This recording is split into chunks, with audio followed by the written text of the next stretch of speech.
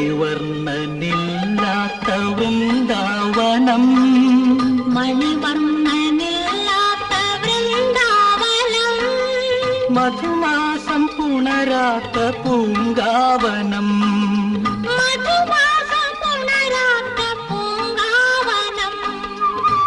ഉയിരിനും ഉയിരാണ് കണ്ണൻ, അവൻ ഊരാകെ വണങ്ങുന്ന കാർമേഘവർണ്ണൻ.